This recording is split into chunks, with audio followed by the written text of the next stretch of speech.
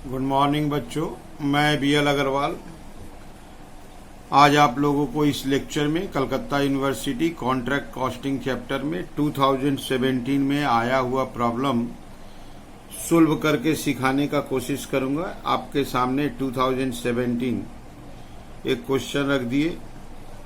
Vishwakarma construction limited enter into a contract to construct a building. Contractor यहाँ पर Vishwakarma construction limited है। Contract price 6,50,000 payable on the basis of value work certified by the architect subject to a retention of 15%। Contract price 6,50,000 है और cash कितना मिलेगा, तो जितना work certified होगा आर्किटेक्ट दैट इज इंजीनियर जितना वैल्यू ऑफ वर्क सर्टिफाइड करेगा उसमें से 15% रिटेंशन रख के 85% मनी पे किया जाएगा। वर्क कॉमेंस्ड हुआ था 1 अप्रैल को और अकाउंट्स क्लोज करना है 31 दिसंबर को। इसका मतलब हुआ ये 9 मंथ का प्रॉब्लम है, अप्रैल टू दिसंबर।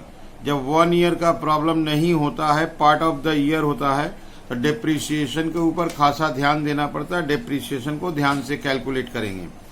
यहाँ पर्टिकुलर्स फॉर द पीरियड सबसे पहले ही प्लांट दिया है, प्लांट का वैल्यू 32,000 दिया है। प्लांट पे हम लोग बाद में डेप्रिसिएशन कैलकुलेट कर लेंगे। एक्सपेंस के रूप में material consumed, wages paid, expense paid.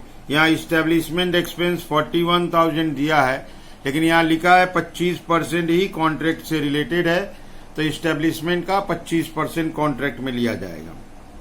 Wages outstanding, यहाँ देखिए 2000 का प्लांट 1 अक्टूबर को डैमेज हो गया। इसका मतलब 2000 का प्लांट 6 मंथ यूज करने के बाद डैमेज हो गया, तो 2000 के प्लांट पे ओनली 6 मंथ का डेप्रिसिएशन निकालेंगे। उसका स्क्रैप 300 में बेच दिया, इससे अपने को कोई लेना देना नहीं है। 3000 का प्लांट ट्रांसफर कर दिया अनदर कॉन्ट्रैक्ट में। यहाँ डेट देखिए, अलग एक डेट दिया हुआ है 30 नवंबर बोला है। इसका मतलब अप्रैल में सवाल स्टार्ट किए थे, 30 नवंबर के दिन हम लोग 3000 का प्लांट ट्रांसफर कर दे रहे हैं, तो इस 3000 के प्लांट के ऊपर 8 मंथ का डेप्रिसिएशन कैलकुलेट करेंगे। अब अगर प्लांट का बात करें तो 32,000 का प्लांट था, 2000 का डैमेज हुआ था, 3000 का ट्रांसफर हुआ, 27,000 का प्लांट लास्ट तक यूज हुआ। लास्ट तक मतलब 9 मंथ यूज हुआ, तो 9 मंथ का डेप्रिसिएशन कैलकुलेट करेंगे। ये थोड़ा सा मटेरियल इन हैंड बच गया। कैश रिसिप्ट देखिए 289,000 दिया है, 15% रिटेंशन के बाद ये कैश रिसिप्ट 85% है। इसकी सहायता से हम लोग इजिली वर्क सर्टिफाइड कैलकुलेट कर लेंगे। वर्क नॉट सर्टिफाइड यहाँ 30,000 दिया है। प्लांट का डेप्रिसिएशन देखिए 10% पर एनम बनाना है। कॉन्ट्रैक्ट अकाउंट पीएल में कितना प्रॉफिट ट्रांसफर होगा शो करना है। अकाउंट के रूप में सिर्फ कॉन्ट्रैक्ट अकाउंट बनाना है। चलिए देखते हैं कैसे बनेगा। ये आपके सामने एक फॉर्मेट रख दिए। In the books of messrs Vishwakarma construction limited contract account. यहाँ देखिए फॉर द पीरियड इंडेड लिखे, ईयर इंडेड नहीं लिखे। 9 मंथ का सम है 31 दिसंबर। सबसे पहला खर्चा में टू मटेरियल, याद रहे कंज्यूम्ड दिया हुआ है। अगर मटेरियल कंज्यूम्ड देता है तो फिर मटेरियल से related item that is loss of material, return of material, material in hand, ये सब रिकॉर्ड नहीं होगा, क्योंकि मटेरियल कंज्यूम निकालने में इनका रिकॉर्डिंग ऑलरेडी ये सब मटेरियल इशूड से माइनस होके मटेरियल कंज्यूम्ड आया है। तो इसलिए स्टार्टिंग में लिख दिए to material consumed 1,80,000, to wages paid, to wages paid, wages paid 85,000, to expenses paid, to expenses paid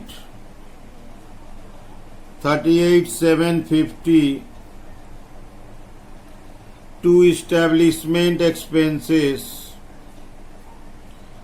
to establishment expenses 41,000 का 25%, 10 to 50, to wages outstanding CD, to wages outstanding CD 2000। यहां लाते हैं to depreciation, to depreciation on plant. इसका working दिखाना होगा। यहां working दिखाते 1 number depreciation on plant. Depreciation on plant को ध्यान देंगे। 32,000 का प्लांट में 2,000 का प्लांट था, जिसके ऊपर 10% डेप्रिसिएशन 6 मंथ का कैलकुलेट होगा 100 रुपया, क्योंकि ये 6 मंथ आफ्टर डैमेज हुआ था। 3,000 का प्लांट था, जिसके ऊपर 10% डेप्रिसिएशन 8 मंथ का होगा, क्योंकि वो 30 नवंबर को रिटर्न कर दिया गया 200 रुपया। इसके अलावा भी 27 का प्लांट बचेगा 10%, इसके ऊपर 9 मंथ का डेप्रिसिएशन होगा। 32 का प्लांट था, 2, 3, 5 का प्लांट कर लिए, उसके बाद बच गया 2025।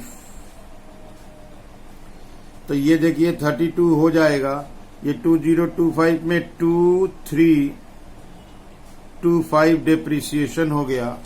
इसको ले आते हैं 2325।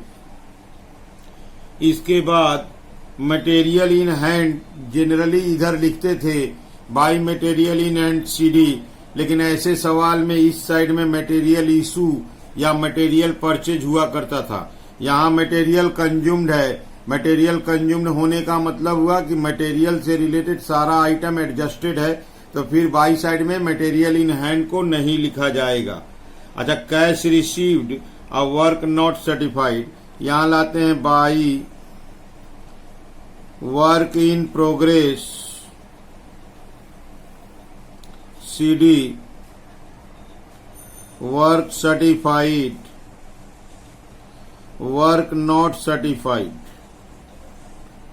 वर्क नॉट सर्टिफाइड का वैल्यू गिवन है, दिया हुआ है, वो अमाउंट है 30,000। वर्क सर्टिफाइड कैलकुलेट करना होगा with the help of cash receipt. Cash receipt 289,000 है। Value of work certified, value of work certified equal to cash received, cash received divided by percentage of cash received. Cash received is 289,000। 15% retention काट के पैसा देगा, इसका मतलब 85% पैसा देगा। 289,000 को 85% से डिवाइड करेंगे, रिजल्ट विल बी 3,40,000। यहां ले आते हैं वर्क सर्टिफाइड 340,000 और एक बार चेक करते हैं कोई एक्सपेंस है या नहीं। बस और कुछ नहीं दिया हुआ है, बस रिकॉर्ड करने लायक नहीं था। Material in hand to notional profit, notional profit C/D, इसको यहां पे प्लस करेंगे। दिस प्लस विल बी 3,70,000, 3,70,000 और 370 से ये माइनस करेंगे। 3,70,000 माइनस 180,000, 85,000, 38,750, 10,250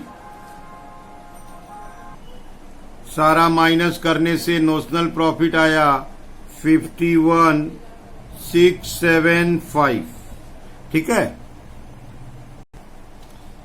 अब इसको ले लेते हैं by notional profit BD, by notional profit BD 51,675।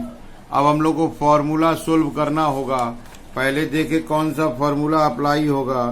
Percentage of work certified, percentage of work certified पहले चेक करते हैं। परसेंटेज ऑफ वर्क सर्टिफाइड का फॉर्मूला हुआ work certified bye contract price into 100। Work certified हम लोग जानते हैं, work certified is 3,40,000, contract price 6,50,000 into 100, that is 50% से ज्यादा आएगा। 50% से ज्यादा आने से 2/3 का फॉर्मूला यूज करेंगे, मोर देन 52% है। तो अब ऐसे में एक्चुअल प्रॉफिट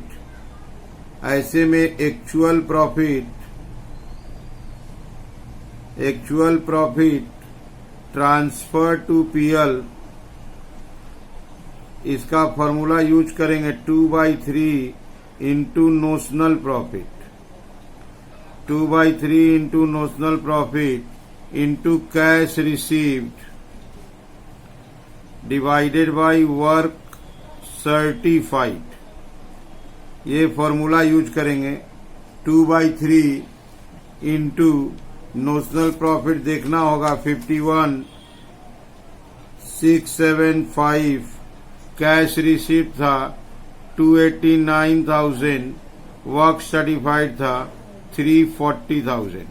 तो 51,675 उस पे कैलकुलेशन होगा, divided by 3 into 2, answer is 29,283 कर देते हैं। 29,283 कर दिए, 50 पैसे बढ़ा दिए।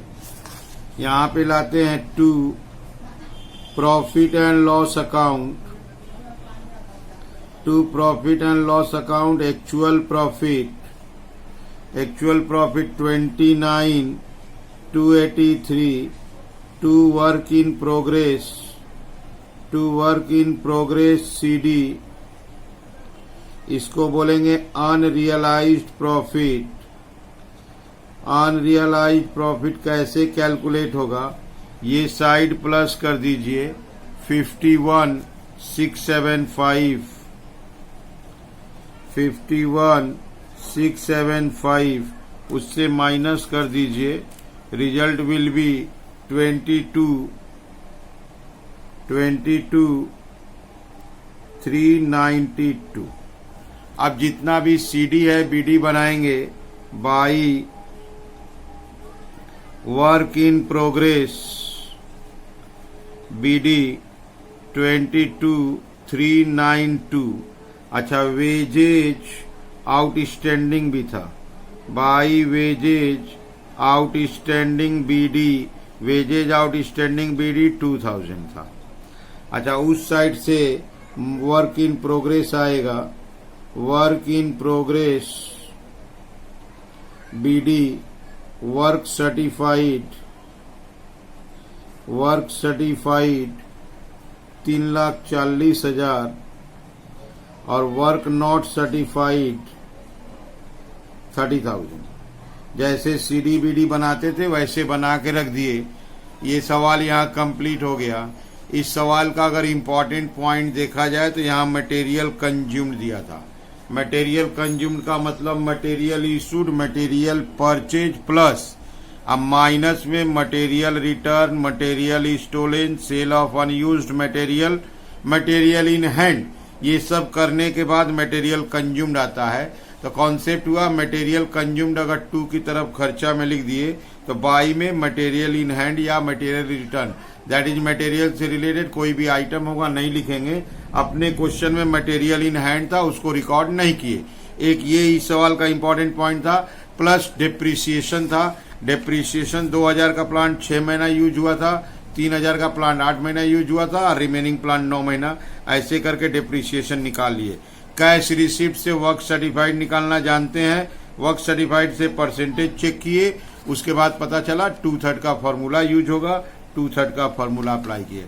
ऐसे करके क्वेश्चन सोल्व किए। अगर आपको समझ में आया, अच्छा लगा, ठीक है, तो मेरे चैनल को सब्सक्राइब किया कीजिए। Okay, thank you.